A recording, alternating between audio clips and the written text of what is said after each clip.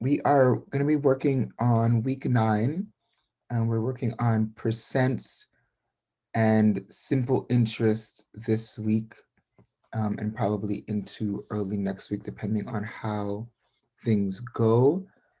So to start off, please go ahead and go into the week 9 folder in your course and complete this week's pre-assessment. The pre-assessment will cover percents and simple interest. I will show you all how to get there as a reminder.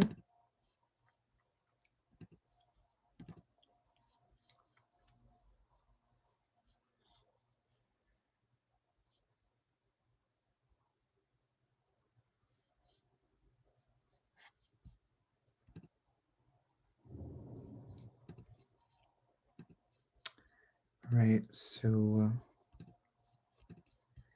you want to make sure that you go to the Math Skills 5 course in Schoology, go to week 9, which is going to be the last folder. And you want to access the second thing that's in that folder, which is your percents and simple interest pre-assessment. So please be completing that. That's what we're going to start off with, is the pre-assessment in the week 9 folder. So please be doing that. And then once that is done, we will go over the warm up and I'll do some announcements that we have for this week. And we will get started by reviewing last week's midterm. All right, so make sure you do the pre-assessment, and that is that. All right.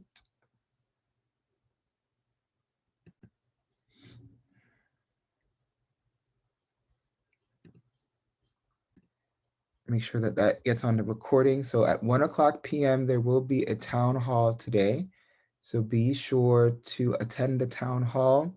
The link for the town hall is available in the Ward 8 daytime homeroom. So I will show you how to get there in Schoology, if you haven't used Schoology before, to go to the homeroom.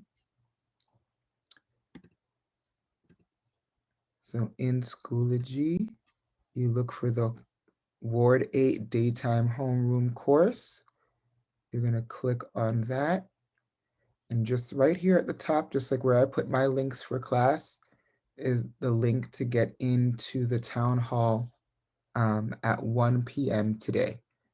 Okay, so that means you guys are not going to be responsible for any afternoon work today because you're going to get your credit by attending the town hall. Okay, so make sure you attend the town hall at 1 p.m. today.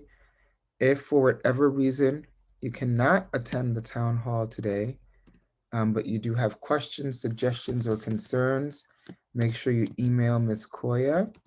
I'm going to put her email address in to the chat, but it's koya@aohdc.org. You can also email her if you have questions regarding your trivia prizes. I know some of you won the trivia and have not received your prize yet. Make sure you email Ms. Koya about it. I have nothing to do with it. Okay. So work on, so make sure you are at the town hall today at 1 p.m. All right. Continuing on with our announcements. December 2nd is going to be Wednesday, December 2nd, which is the Wednesday after Thanksgiving, is going to be the last day for the on-site tech clinics. So if you're having any issues with your laptop or with any AOH device and you cannot get the help that you need over the phone, the last in-person on-site tech support will be Wednesday, December 2nd. But remember, you can go any Monday and any Wednesday from 10 a.m. to 4 p.m. to get help with your technology. If you have questions about your schedule or classes or need any help in general, make sure you call the hotline at 202-289-6623 and put in extension 128. At that number, you should leave your name, your phone number, and your reason for calling. And your call is normally returned within 24 to 48 hours. So do be sure to use that hotline. And of course, always remember to check your AOH emails regularly. All right, a lot of important information is shared there, so please make sure you do that. And I've put the number in the chat as well for the hotline. The trivia for this week will be posted tomorrow, Tuesday, so make sure you check in for that. This week's winners were also announced as Lucretia Jones and Karen Watkins. All right, so those are all the announcements for this week, except for there's one more thing I need to share with you about this homeroom course. If you haven't yet, make sure you log into the homeroom course and access this red folder, which is the Student Support Services folder, and fill out this information for Mr. Thomas. If you are unable to do that, just make sure you contact him to make sure he has all your updated information in the system. I put his email in the chat as well, but it is Thomas, THOMAS, at aohdc.org. All right, so those are the announcements. Let's get back. First thing we're going to do is just review this question here that we have in the warm-up to get us ready for percent. So we are going to do percents today. First, we're going to review our midterm, though, to make sure that you guys know what you need to study as the semester is winding down and CASAS testing is coming up, and also some of you are preparing for your GED. So here are some things that you might need to go over based on how you did on the midterm.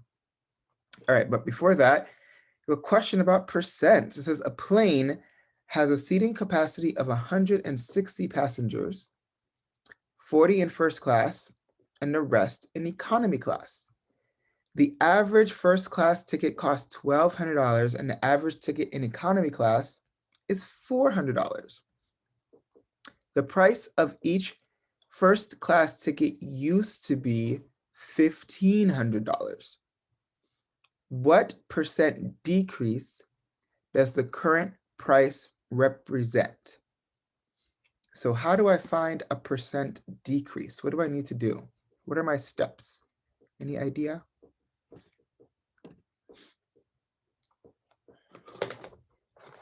How do I find percent decrease? How do I find this change? Mr. G, for me, what I did was take away the $1,200 from the 1,500 just to find out how much money I did. What the decrease was, right? Good. Yes. That's the good first step. So you did 1,500 minus 1,200. Okay, what did you get? $300. Okay, good. Now what? Mr. G, you know I'm short-handed. I know that 1,500, 10% of 1,500 is 150, so twice that would be 20%. Okay, okay. So your next... Or you could actually do another way of doing it. You could say 50%, that would equal, no, 100%, sorry, would equal to 1,500. And then 50% would equal to 750. 25% would equal to 350. Okay. 10% would equal to 150. Right there, I just see the answer. Because 350 is more than the $300, so it has to be less than 25, and the only less percentage I see there is 20. Yes, okay, that's good. So I'm not going to knock the first method that you used to do it. That's fine. Your first method works out okay. There's no problem with that. The official way to do it is to do your subtraction and then divide by your original price, right?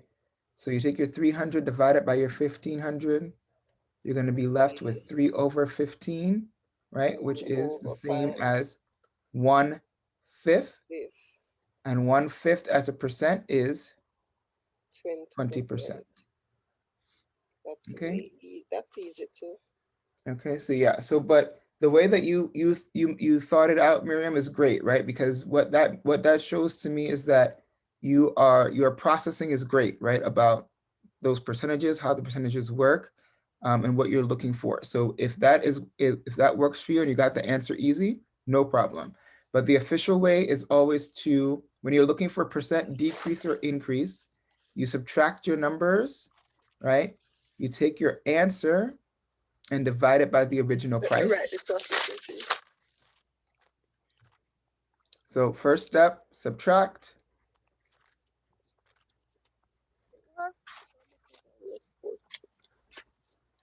so that would Divide be by the original. 300 over 15. And then the last step, which we didn't need to do here, but you should do, is multiply by 100. Because that's going to give you your percent, right? The only reason I didn't do that is because I just didn't divide all the way out. If I divide 1 by 5, I'm going to get 0.2. 0.2 times 100 is going to give me 20. And that's my percent. Okay, so those are the 3 steps to find percent increase or decrease. Subtract, right? Whatever number is bigger, you're going to subtract the smaller number from it. Right? Divide by whatever the original price was. If the original price was larger, then they would divide by the larger number. And that, like we did in this case, the original price was 1,500, so we divided by 1,500. And then the last step is to multiply by 100. That'll give you your percent. You don't have to do step 3 because step 3 is gonna, all it does is turn your decimal into a percent. If you remember how to turn a decimal, right? So if I get 0.2, how do I turn a decimal into percent? I just move it 1, 2 places to the right. Right, so it's 20%. So step 3 is sort of optional because you're going to get a decimal. You just need to remember how to turn a decimal into a percent, which a couple of you forgot according to that pre-assessment. I totally forgot about it, Mr. G, so I just want to answer. But that's okay. We will go over it today if we get a chance to after going over the midterm. All right, but the answer to this question is 20%. So these are the steps to find a percent increase or a percent decrease. Doesn't matter which one. Whenever there's a change in percent, you subtract your old from your new from your old, whatever the situation is, you subtract your 2 numbers, divide by the original. That's going to give you your decimal. You just need to turn that decimal into a percent. And that's how you find a percent increase or decrease. That's what this is the method that always works, okay? I don't need to change anything about that. All right, so now we're going to go over our midterms. Dun, dun, dun.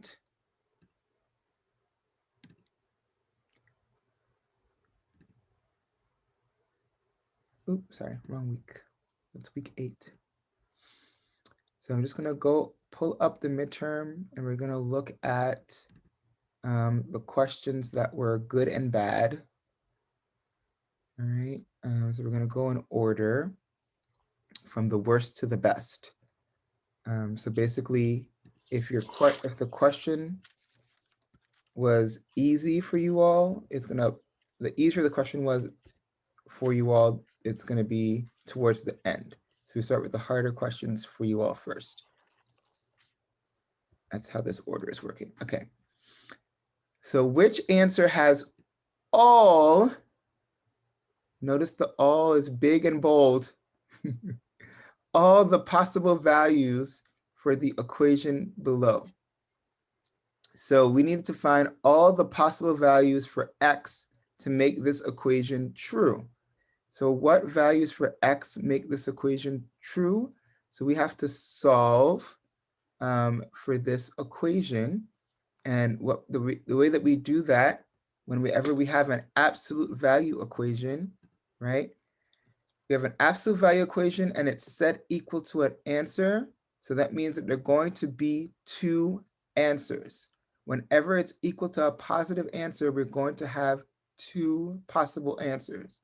So to find both of the answers, you have to do -4 plus 5x without the absolute value is equal to 16, and -4 plus 5x is equal to -16. You have to solve for both. That's how you get both of your answers.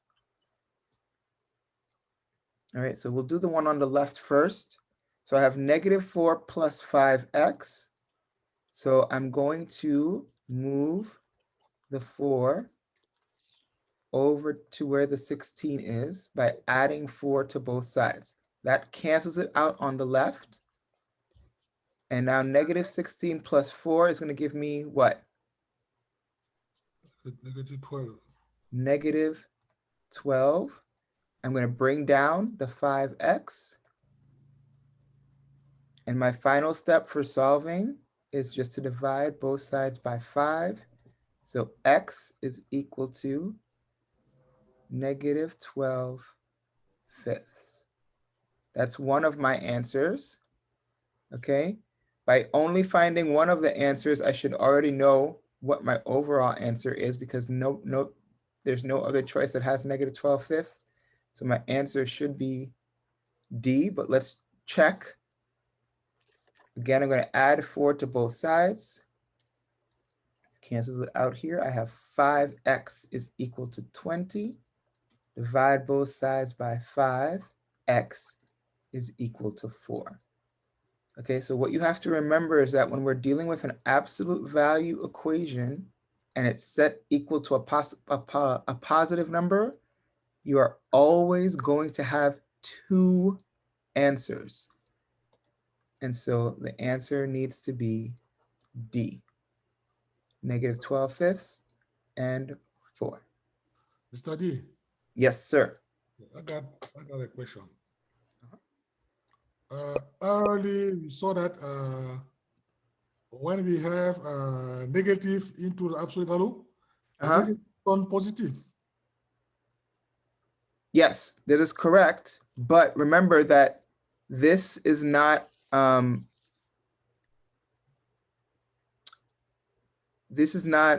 you're not being asked here to solve the absolute value. You're being asked to solve the possible values of x that would give you this absolute value. So remember, when I put x in as a negative number here, right, I'm going to get -12 plus -4, which gives me -16. What's the absolute value of -16? Like you said, it's going to be positive, right? It's going to be 16. Yeah.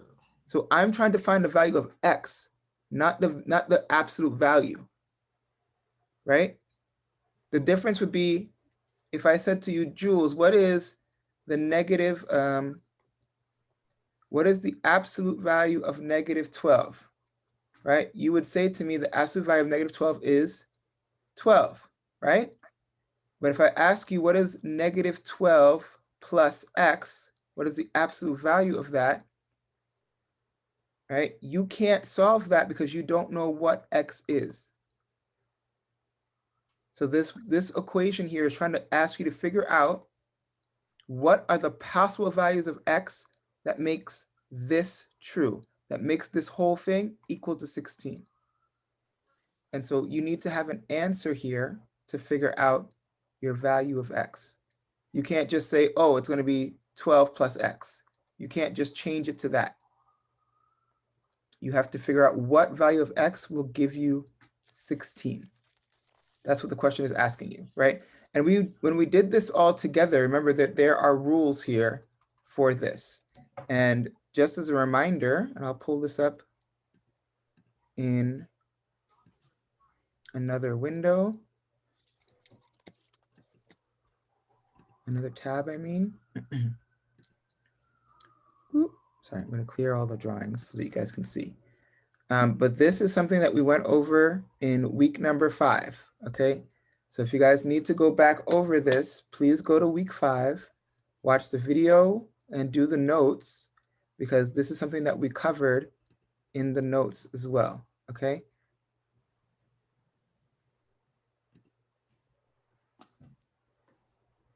So in your notes for absolute value and for equations with absolute value,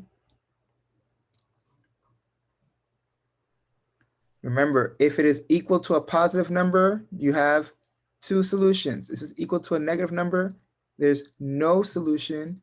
And if it's equal to 0, there's only one solution, right? When we're talking about absolute value equations, we have more work to do. We have to find 2 solutions if it's a positive number, no solution is for a negative number, and 1 solution if it's 0. So please be sure to go over your notes. There's a video there as well that you guys can watch. We did that on Monday, October 19th. Make sure you guys are reviewing your notes because you got to work on these things. All right. Okay. Let's try the next question. Number 2. Again, another absolute value question. These were very hard for you guys, obviously. Okay, so what does my rule tell me? How many solutions do I have?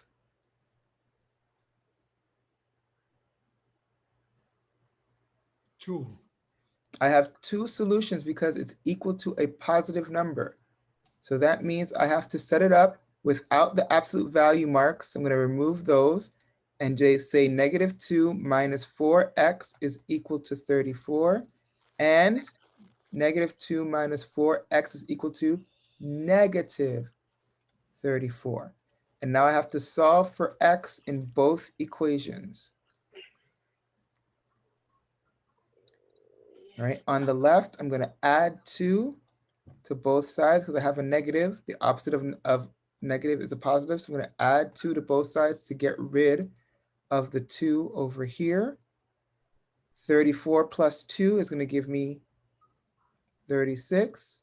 And I'm going to bring down my -4x.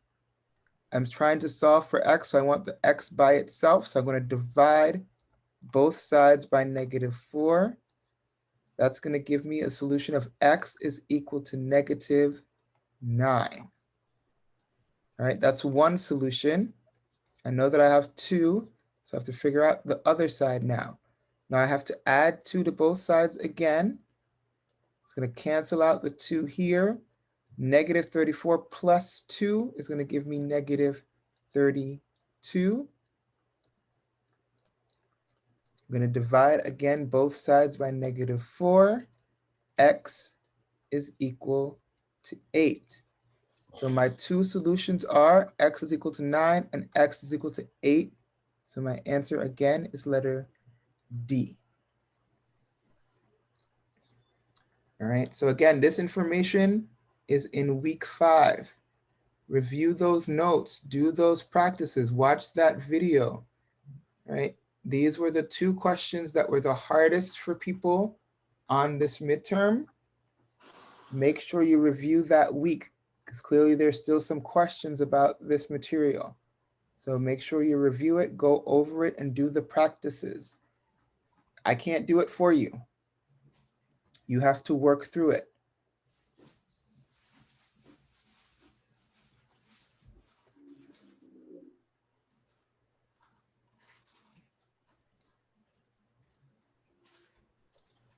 Okay. Let's try the next one, number 3.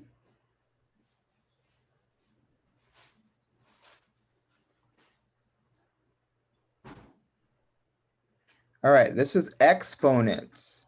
So I have 3 to the -5 over 3 to the -3. What rules am I working with here? Anybody identify any rules here for me that I would need to use? There are 2 different rules I could be using here.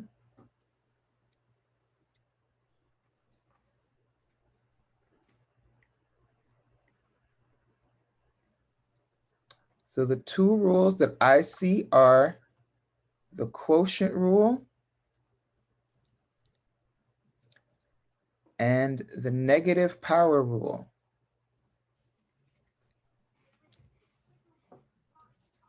Does anybody remember either of these 2 rules? What do these 2 rules say? Nobody? Nobody remembers the quotient rule or the negative power rule?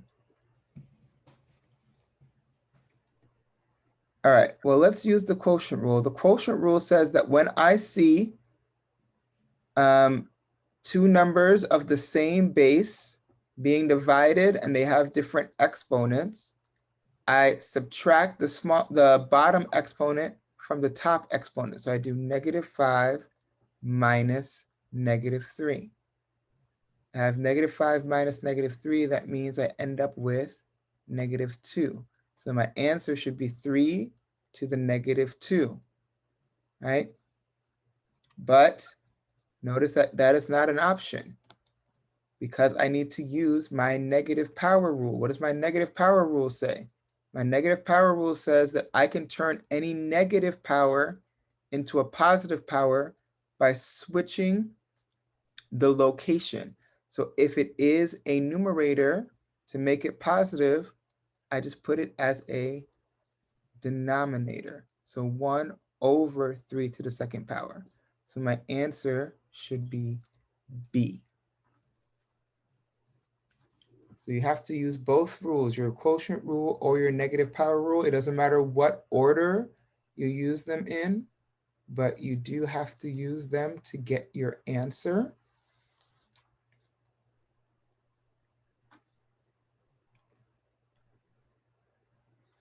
So it's 1 over 3 to the second power, or 1 over 3 squared. Or you can say 1 over 9. It's also an option.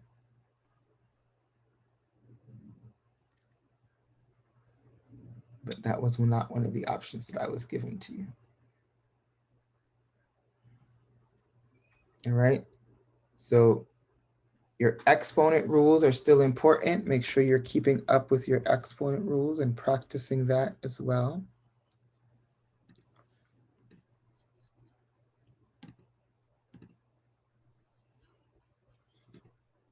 All right, another exponent question, because the exponents were very hard for you guys, clearly. Which expression is equal to 8? All right, well, we have this first one, 8 to the -3 times 8 to the second power. Again, I can use my rules. My power rule here says that when I have the same base and they're being multiplied together, when they have different exponents, I just add the exponent. So I have -3 plus 2. That gives me -1. So that would be 8 to the -1, which is the same as 1 over 8. Is that the same as 8? No. No. So that's not my answer. 8 to the 0 power is equal to what? According to my 0 power rule, 8 to the 0 power is equal to? Anything to the 0 power is equal to what? 1. 1. So does that equal 8? No. Again, I have another example of my power rule. I just have to add my exponents. So 5 plus -2, that gives me 3. So what is 2 to the third power? That's the same as 2 times 2 times 2. Does that equal 8? Yes. Yes. So that is the answer.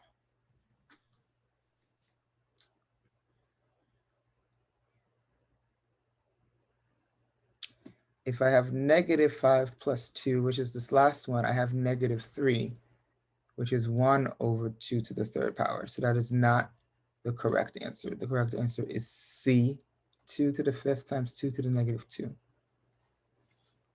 All right, so your exponent rules, if these questions were challenging for you, make sure you review your exponent rules. Excuse me, let me clear that.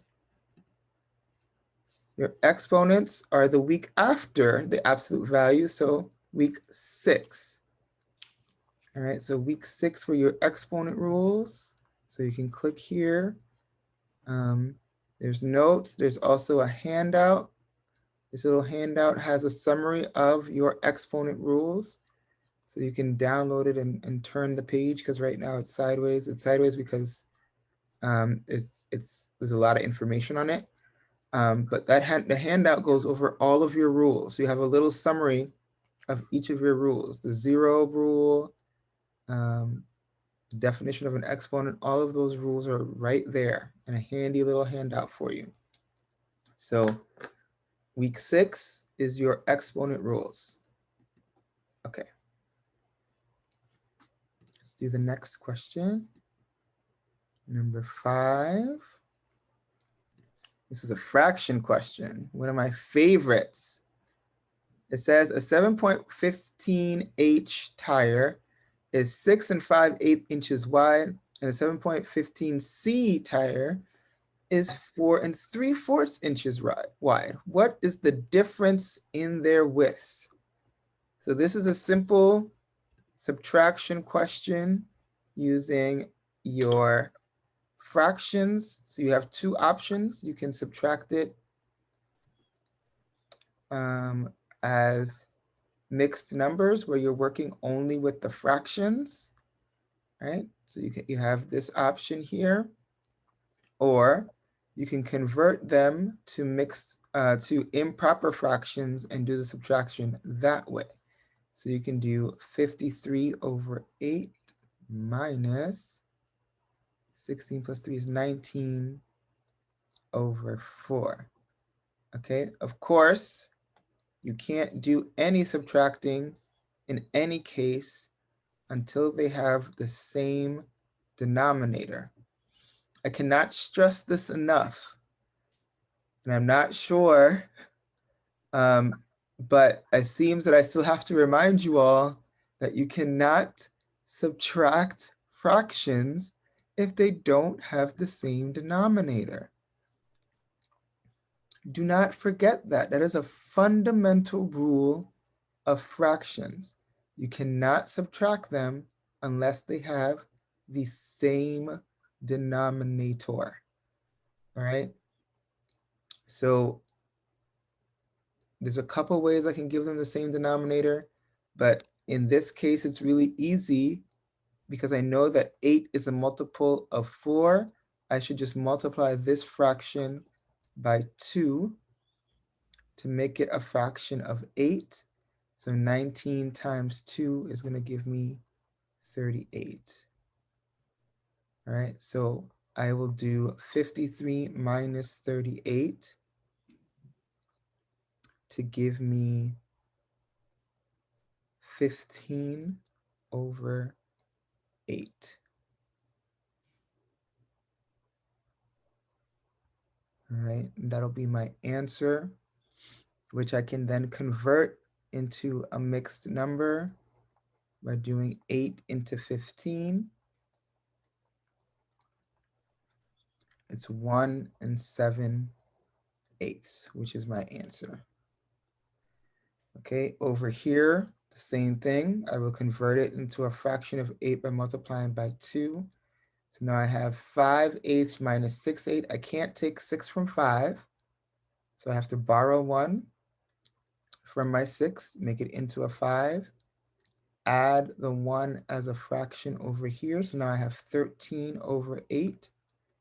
13 minus 6 gives me 7/8. 5 minus 4 gives me 1. 1 7/8. So you have a couple options, but both will give you the answer of 1 7/8. Remember that I cannot subtract fractions until they have the same denominator.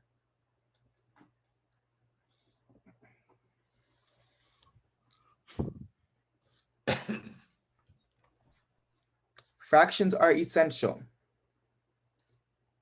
So make sure that you review how to work with fractions. Fractions take practice, they take commitment. You have to continue working with them. A couple of you have not finished all of your work from past weeks. This work is there for you to do because you guys need the practice. You can't just watch me do it. It doesn't help you to remember it. You have to do it yourself.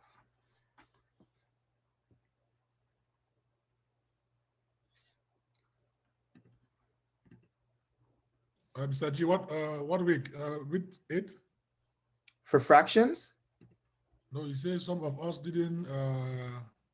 No. Yeah, it's so for fractions. In this week, there are some people who didn't do all the work for fractions, but you did all the work for fractions, Jules. Don't worry about it. Okay. Yep. Okay, let's keep going. Let's try the next one, number 6.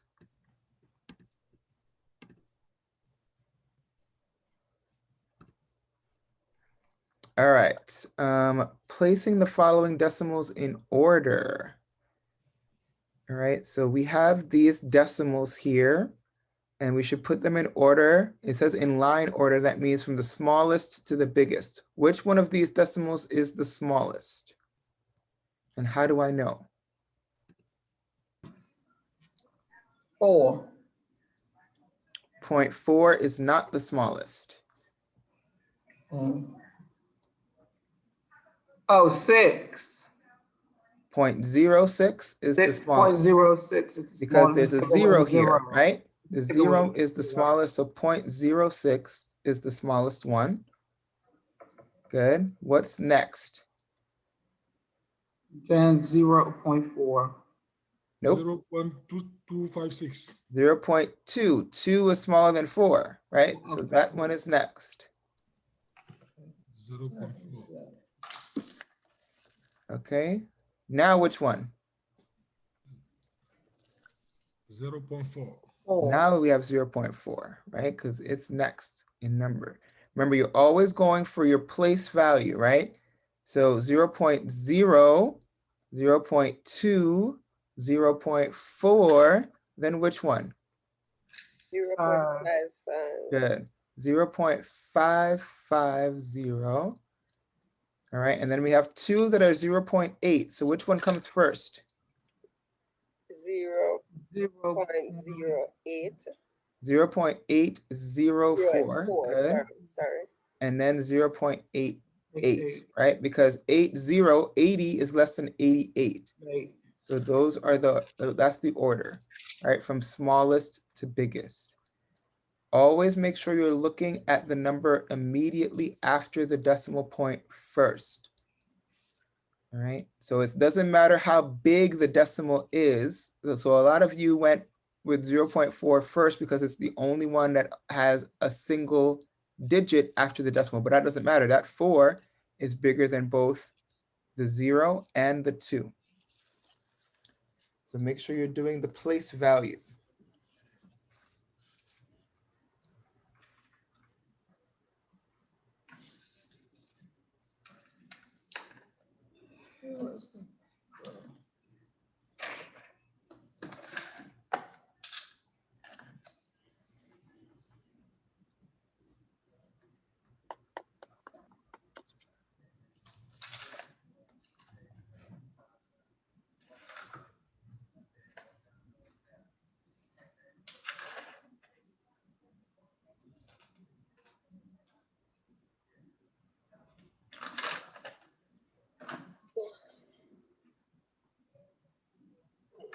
All right, so we're going to move on to number 7.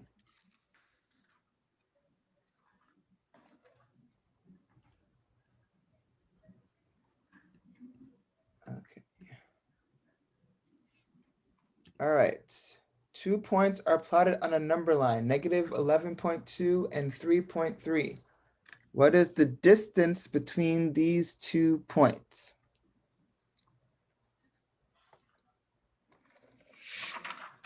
So my distance is going to just be a subtraction problem. So it doesn't matter which one I subtract from which one, but I just have to remember that my answer cannot be negative because distance is positive. All right, you cannot travel a negative distance. Even if you walk backwards, you're still traveling a positive distance. So I can do 3.3 minus a negative 11.2. Again, it would still just be, I would add them up, I would get 14.5, or I can do negative 11.2 minus 3.3. Either way, I'm going to end up with 14.5. This one is negative, this one is positive, but my answer should always be I take away Mr. G. positive. Yes, some of you subtracted but did not remember that one of the numbers was negative. So you ended up with literally something like 11.2 minus 3.3. And when you subtracted there, you're going to end up with like 7.9, something like that. Yeah. But remember that because one of these numbers is negative, when you're subtracting from an already negative number, you're really just adding it together to make it more negative. So yeah, so the distance between those 2 points is 14.5. 14.5.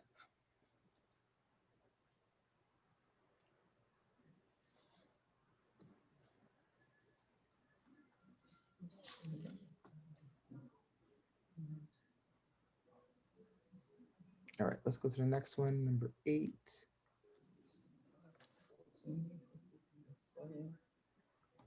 Another ordering question.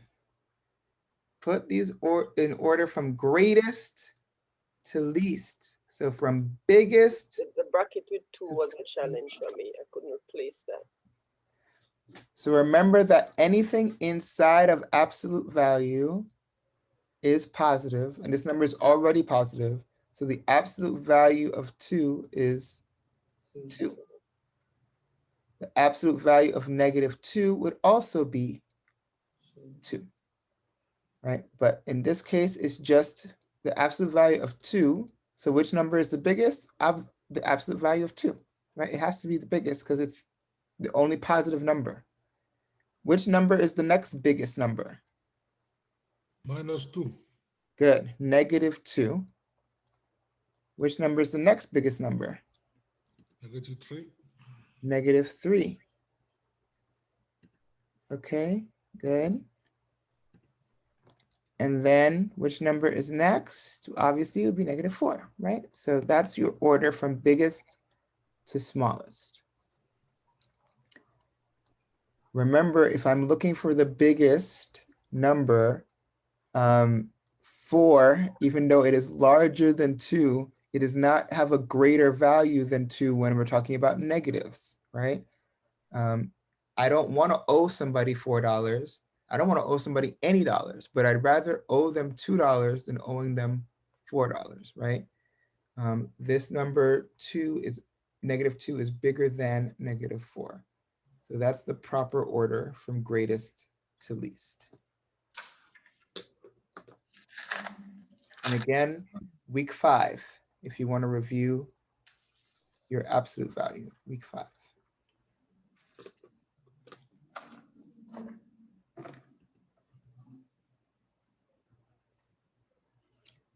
Okay, we're going to move on to the next one, number 9.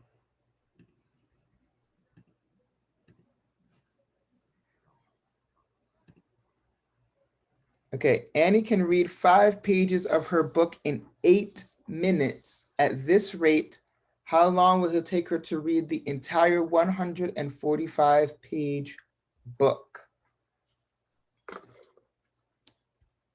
So we have 2 options.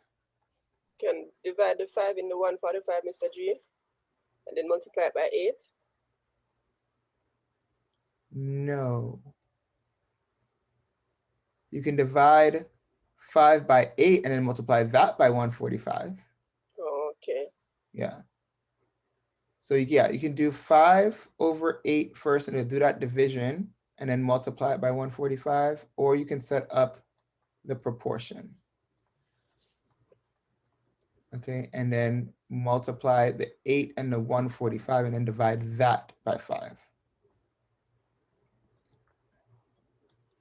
Okay, so you could have 5x is equal to 8 times 145, which I don't remember, so let me just pull out my calculator. 8 times 145 is 1160. Divide both sides by 5, and x will give you 232 minutes. A couple of you got that correct, like you got the 232, but you wrote it as something like 2 hours and 32 minutes. But no, that's not, I don't need you to convert it. You can keep it just as minutes. And when you're converting it, remember that there are 60 minutes in an hour. So if you wanted to convert it to hours, you have to divide by 60. So it would not have given you 2 hours. That's not what that means. 232 minutes is not 2 hours and 32 minutes. It means 232 minutes, okay? So that was an acceptable answer, just like that. 232 minutes is perfectly fine. Again, the other way to do it was to divide 5 by 8 first. So 5 divided by 8 would have given you 0.625.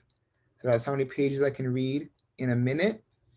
And then I multiply that by 145. Wait, what did I do? 5 pages in 8 minutes. But that's the other way around where I did it. That's how I get the 232. But I guess I coded it wrong by writing 2 hours and 32 minutes. Yes, that's right. What did I do here? Sorry. 1160 divided by 5 is 232. What did I do here? 5 and 8.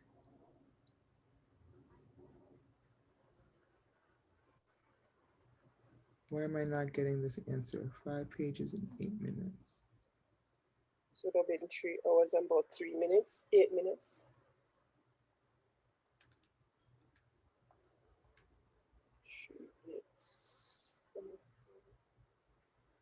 3 6 18. So 60 times 3, 180. So it's 3 hours and 52 minutes if you wanted to convert it. Not that you have to, but it's 3 hours and 52 minutes. What did I do here? What happened here? Why is this wrong?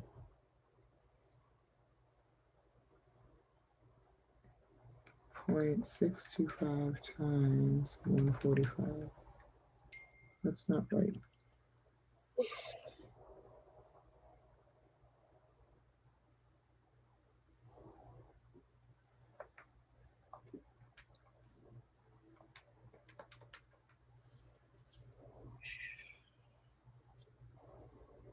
I'm sorry, you should do 8 divided by 5 and then multiply that by 145. That's why. Okay, I had it backwards. That's the other way to get the answer. 8 divided by 5 multiplied by 145. But the answer is 232 minutes at any rate. Okay. Let's keep going.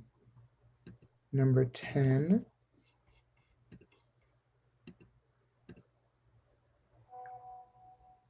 All right, so I want to rewrite s to the -4 using only positive exponents. What would it look like? I'd have to use my negative power rule,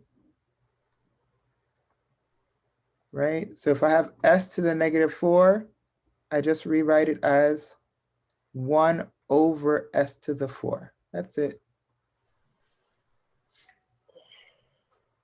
Right, these two are the exact same. 1 over s to the 4 is equal to s to the -4.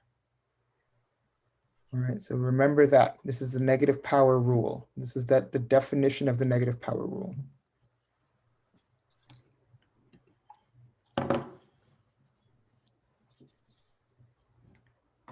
Okay, next one, number 11. All right, we are using our exponents again. I have to evaluate this. So remember that I have to distribute this 3 to both the 3 and the m squared. So what's m squared to the 3rd power? What is that going to be? This is the power of a product rule. Oh, sorry, this is the power rule. Not power of a product, just power. So when I have an exponent like this being raised to another exponent, I just have to multiply the 2 exponents together. So 2 times 3 gives me 6. So it's m to the 6. That eliminates this one and this one. Okay, and now I have to do 3 to the 3rd power, 27. which is not 6, it is 27. 27. So the answer is 27 m to the 6. Oh, man.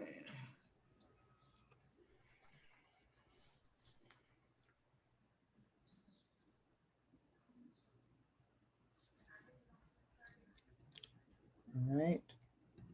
Again, exponents are week 6. So if you need to go back to week 6 and try that.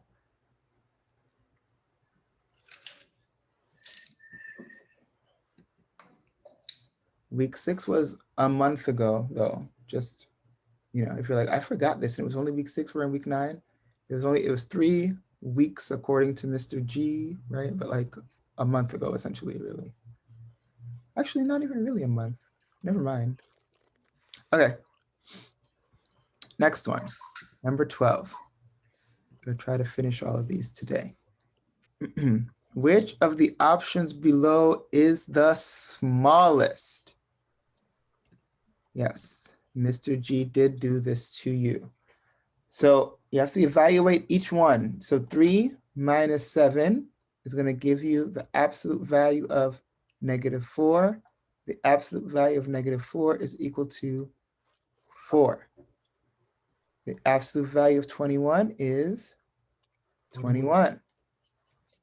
-10.5 is just -10.5. The negative absolute value of -12 is -12, right? The absolute value of -12 is 12. You keep the negative, so it's -12. The absolute value of 8 is just 8. And then -14 over 3, right? If I want to turn that into a decimal because everything else is not a fraction, it might help me if I turn it into a decimal. So I have to do 3 into 14. How many times does 3 go into 14? 4 times. It goes in 4 times. I'm going to get 12 and then I have 20. So it's a -4.6 and it just keeps, you know, it'll keep going for a while. So -4.6, right? That's not as small as -12. -12 is the smallest. So your answer should have been 1, 2, 3, the 4th option, D, -12. This one is the smallest. None of the others are smaller.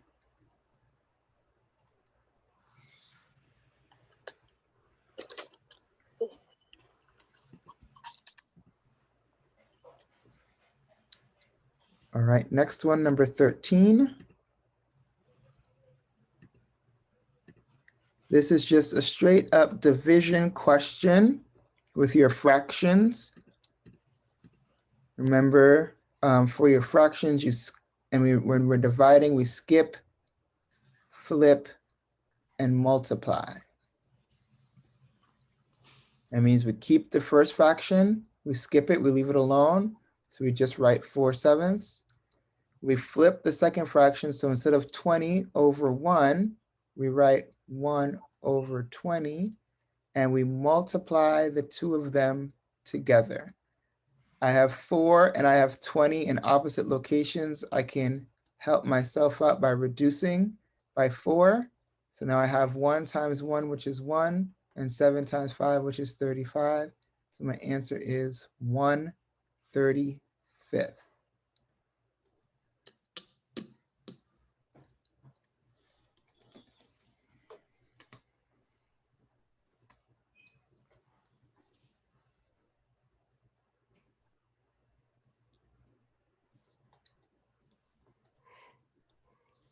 All right, so that's my answer, 1/35. All right, number 14. Getting close to the end here. All right, so the questions are getting easier. You guys who did a lot better with these questions is what that means. So I have 3 1/5 times 5/8. I have a mixed number, so I'm going to actually turn that mixed number into an improper fraction to make it easier for me. So I'm going to have 16/5 by doing 3 times 5 plus 1. I have 16/5 times 5/8. I'm going to cross cancel to make it easier for myself.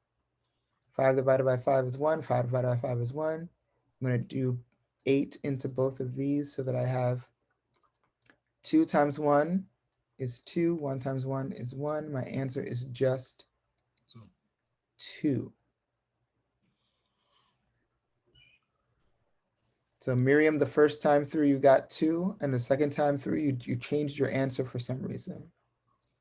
I wasn't sure why.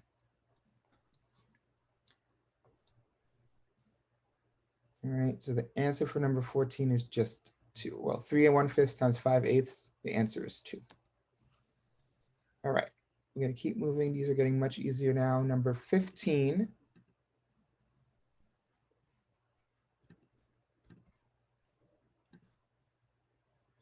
All right, place the following decimal values in order.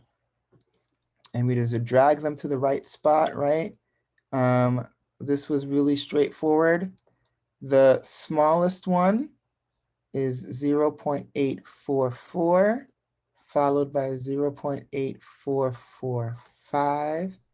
And then the largest one is 0.845. Again, it doesn't matter the number of decimals that you have, but it matters the order.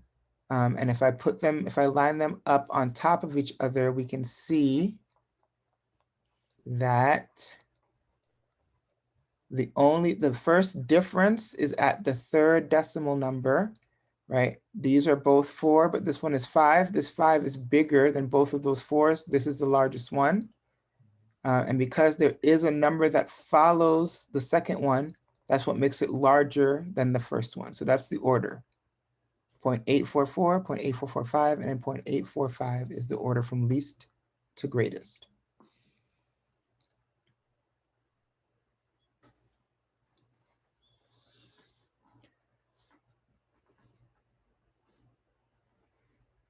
All right, just 5 more questions.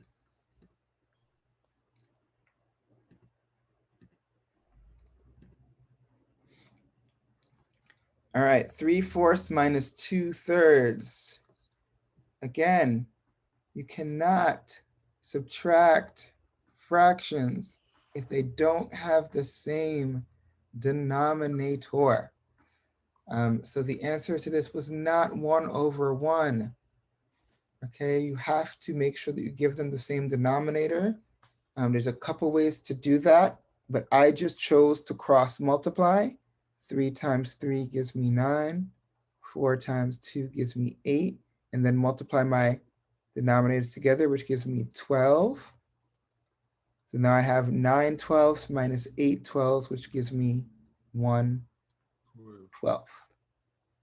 Okay, that was the answer to that one. It was 1 12th, not 1/1.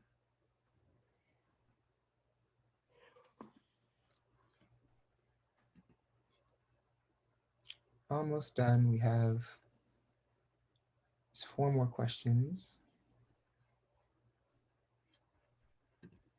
Number 17. All right, we're going to round 92.4 to 0.15, excuse me, to the nearest 1. What number is in the ones position? 9, 2, 1, or 5? What number is in the ones position? 2. The 2 is in the ones position. So you find the number in the ones position and you look after it, and then you decide if you have to go up. The number is a 1, so I don't go up, so I leave it at 92. That is my answer. Okay, 92 is my answer.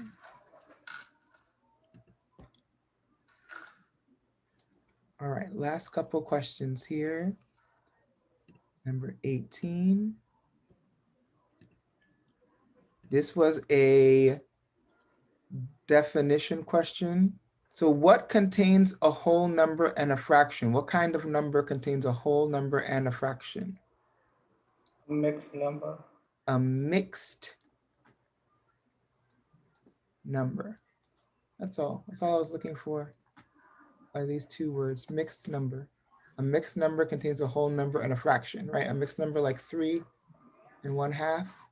That's all I was looking for, a mixed number.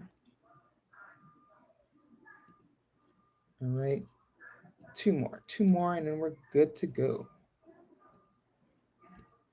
You guys did so well with this one. 7 minus 5 2/9. So one way to do this is to make this 6 9/9, right? To give myself 7 minus 5 2/9. 9 minus 2 gives me 7/9. 6 minus 5 gives me 1 7/9, right? That's probably going to be one of the easiest ways to do that answer, is make sure you split this into a whole number and a fraction. And that's how you get 1 7/9. All right, and the last one. Is there another way to do this? So the other would be to convert it to this into a mixed number, which is going to just make it harder for you. But yeah, you can do 9 times 5, which is 45, plus 2 is 47. So you have 47 over 9. And then you turn this also into a mixed number. So what's 9 times 7? It's 63. So you do 63 over 9 minus 47 over 9. Right, and then once you do that, you're going to get, wait, did I do that right? 45, is it? Yeah. Okay, so then you have 17. 16, right? Or 17. I can't count anymore. 13 minus 7. Right. Is it 16? I say you're probably right. I don't know. I can't tell anymore. I can't add. Yes, it's 16. It's 16 over 9. Yeah. So 16 over 9, when you convert it, 9 into 16 gives you 1 7/9. But you can also have left it as 16 over 9 because it was a fill in the blank. So it didn't matter how you wrote your answer. But those are the two ways to do that one. All right. And last question, which was apparently the easiest one. That's why it's last now on this list. All right, it says if Adam earns $36 for every 4 hours of work, if he works for 20 hours, how much money will he earn? So this question, this question was incorrect, and then I had to change it. That's why it was so easy. But 36 divided by 4 gives me 9, and then 9 times 20 gives me $180. That was the answer. But that's basically how I worked out the other one, Mr. G, or similar. Yeah. The one with 232. Yes, exactly. I did the writing incorrect when I wrote the 2 hours and 32 minutes. Right. Yeah. But yeah, that was the only thing. So I think I gave you partial credit for that. But yeah, it's going to be the exact same idea. Right. It's a proportion. So you can do it that way, or you can do the division, then the multiplication. Either way, it's going to give you the same answer. All right, so we are at the end of the day for today. Remember that you have a 1 o'clock town hall meeting. There is the town hall meeting, Mr. G, that was on the face all along, or they just added today? It was added last week. Okay, because I'm like, I haven't seen that on mine. Yeah. So just a reminder, you guys do not have any afternoon work that you must do for me today. The only thing that I would ask for you to do, in addition to your pre-assessment, is go back into that folder for week 9 and answer the discussion question. Okay, and try to answer this discussion question here by just telling me what the answers are for the things in the blanks. So that's the only other work I need you guys. Oh, so you'd write the fraction, Mr. G, for 350. Yes. Okay. So that's the only other work that you guys have to do for me today. There's no afternoon work because of the fact that you guys have the town hall meeting. Please try to attend the town hall meeting if you can. And I will see you all on Wednesday. Next week is you're going to be off for Thanksgiving, so there's only going to be a class on Monday. So we have until Monday to get all of our work for this week done. So don't worry, we will get our work for this week done this week. Or How long is the break, Mr. G? The Thanksgiving break includes Wednesday. So you're going to be off Wednesday, Thursday, and Friday next week. And then school starts back the other week? On Monday, yep. Mm-hmm. All right, okay. So I will see you guys this Wednesday. Make sure you attend the town hall. Any information for me, Mr. G? What happened? Any information for me? No. Okay. I don't. Has Dawn not